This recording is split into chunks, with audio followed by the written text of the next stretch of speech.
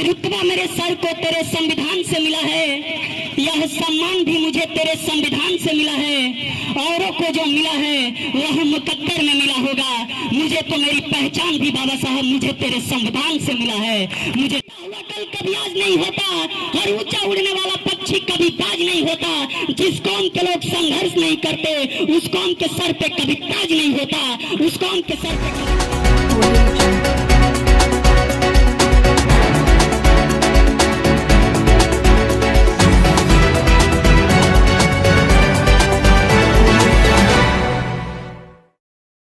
मंच पर लाकर स्वतंत्रता, समता, एकता, अखंडता, बंधुता तथा भाईचारा का संदेश देने वाले, जिन्होंने कहा कि आस्था से दीपक की लौ जलती है परंतु तर्क की फूंक से उसे बुझाया जा सकता है, ऐसे सिद्धांत देकर अंधविश्वास तथा पाखंडवाद को पैरों तले रौंदने वाले, जिन्होंने कहा कि आप अपने जीवन के दीप स्वयं हैं, आपके अलावा आपके जीवन की ज्योति को कोई नहीं जला सकता, ऐसा कहकर आत्मविश्वास की ऊर्जा को बिखेरने वाले द लाइट ऑफ वर्ल्ड के नाम से मशहूर परम पूज्य बोधिसत्व तथागत गौतम बुद्ध के चरणों में मैं अपने आप को समर्पित करते हुए यहाँ पर आए हुए तमाम साथियों को मैं अपने दिल की गहराइयों से जय हिंद नीला सलाम पेश करता हूँ।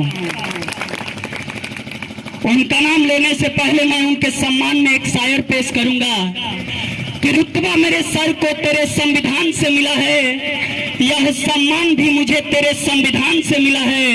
औरों को जो मिला है वह मुकद्दर में मिला होगा, मुझे तो मेरी पहचान भी बाबा साहब मुझे तेरे संविधान से मिला है, मुझे तेरे संविधान से मिला है।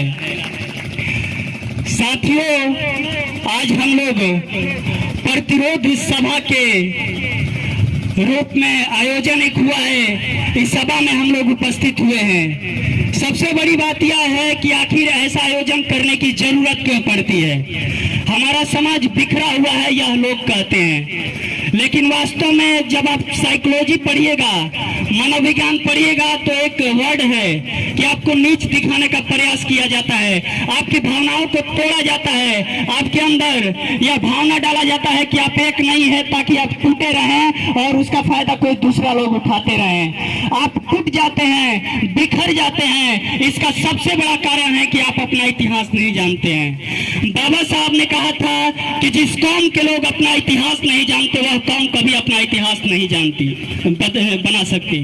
इसीलिए दूसरा लाइन में वो यह भी कहते हैं कि शिक्षा वह शेरनी का दूध है, जो जितना पीता है वह उतना ही दहाड़ता है। सबसे पहले हमें शिक्षित होना होगा, हमें यह पहचानना होगा कि अपना कौन है और पराया कौन है। हम जिस देश में रहते हैं वह देश एक लोकतांत्रिक देश है, यहाँ पर संविधान सर्वोपरि है, संविधान का सबसे बड़ा महत्व दिया जाता है। आज उस संविधान बनाने वाले हमारे संविधान निर्माता की मूर्तियां तोड़ा जा रहा है। हमारे संविधान निर्माता की मूर्तियां इसलिए तोड़ा जा रहा है कि उनके विचारों को खंडित किया जा सके, वो विचारों को कुचलना चाहते हैं। मैं उन लोगों से इतना ही कहना चाहूंगा कि आप विचारों को नहीं मार सकते, आप व्यक्ति को मार सकते हैं। मैं उन संविधान विरोधियों से बस इतना ही कहना चाहूंगा कि दरिया अब तेरी खैर नहीं, बूंदों ने बगावत कर ली है, नादान ना समझ बुज़दिल इनको, लहरों ने बगावत कर ली है कि हम परवाने हैं मौत समा, कि हम परवाने हैं मौत समा, मरने का हमें खौफ कहा। अरे तलवार तुझे झुकना होगा, क्योंकि गर्दनों ने बगावत कर ली है, गर्दनों ने बगावत कर ली है। वो तलवार के बल पर हमारी आवाज को दबा देना चाहते हैं, वो हथियार के बल पर हमारे लोगों को डरा रहे हैं। आज अभी 2 दिन पहले की घटना है, मुजफ्फरपुर के साहेबगंज थाना के अंतर्गत एक घटना आया है कि वहां पर एक व्यक्ति को पानी पीने पर उनको मार दिया गया, पीट पीट कर उनकी हत्या कर दी गई। आप देखते हैं सोशल मीडिया पर, जब आप लोग एक्टिव हैं तो आप देखे होंगे कि अभी मध्य प्रदेश के सिंधी से घटना आ रहा है कि वहां पर कौन व्यक्ति किसके ऊपर पेशाब कर रहा है। ऐसी कुकृत्य उन लोगों के द्वारा किया जा रहा है। ये उन लोगों से मैं बस इतना ही कहना चाहूंगा कि आप जितना डराओगे उतना हम निखरेंगे। आप एकजुट होइए, आप संघर्ष कीजिए, आप अपना इतिहास जब तक नहीं जानिएगा तब तक आपके साथ ऐसे कुकृत्य होते रहिएगा। मैं अपने लोगों से बताना चाहूंगा कि जिसका कौम, जिसके पूर्वज इस अखंड भारत पर राज किया, वो कौम कभी डरता नहीं है। इस अखंड भारत पर राज करने वाले सम्राट अशोक, इस देश के धरोहर पे उनके अस्तित्व को भी खंडित किया गया, उनके विचारों को कुचला गया, क्योंकि आप कमजोर होइए। आपके इतिहास को इसलिए दबा दिया जाता है कि जब आप अपना इतिहास जानेंगे ही नहीं, तो आपके अंदर आत्मविश्वास की चेतना कभी पैदा नहीं होगी। मैं बताना चाहूंगा, जिसका इतिहास 5000 सालों की गुलामियों को तोड़ने वाला, वो कौम डरता नहीं है।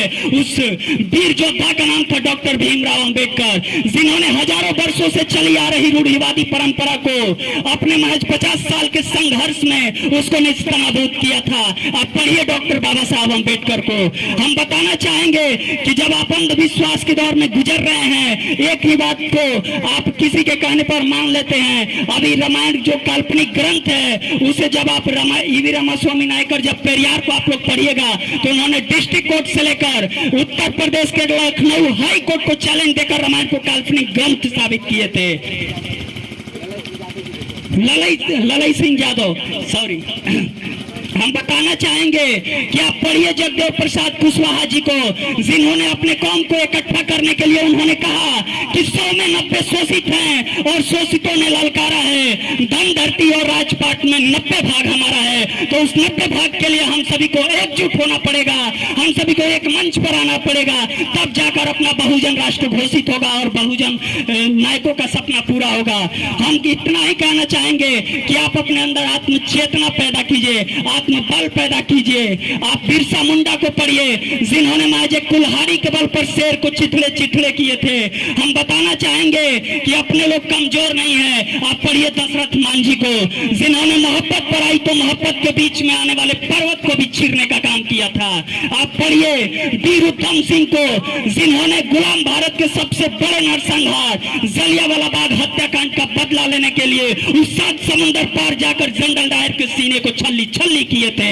आप पढ़िए वीर उधम सिंह को।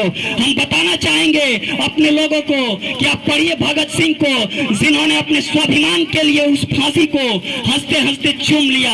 आप पढ़िए सरदार वल्लभ भाई पटेल को, जिन्होंने अखंड भारत में अपना कितना बड़ा योगदान दिया था। इसलिए हम अपने लोगों को इतना ही कहना चाहेंगे कि जब तक आप लोग एक नहीं होंगे, ये मंच किसी काम का नहीं रहेगा। आप लोग जब तक एक विचार पर नहीं आएंगे, तब तक ऐसा मंच किसी काम का नहीं होगा।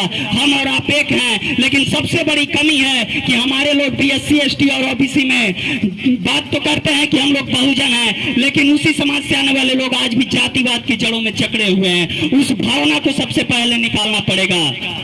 अंत में जाते जाते मैं अपने समाज के लोगों को इतना ही कहना चाहेंगे कि आपके ऊपर शोषण हो रहा है। इसका सबसे बड़ा कारण है कि जिस डेमोक्रेटिक कंट्री में आप लोग रहते हैं, वो देश, उसमें सत्ता का सबसे बड़ा भागीदारी होता है। उस लोकतांत्रिक ढांचे को मजबूत करने के लिए संविधान को सबसे बड़ा माना गया है, उसको सर्वोपरि माना गया है। उस लोकतांत्रिक ढांचे को मजबूत करना है तो आपको सबसे पहले सत्ता में आना पड़ेगा।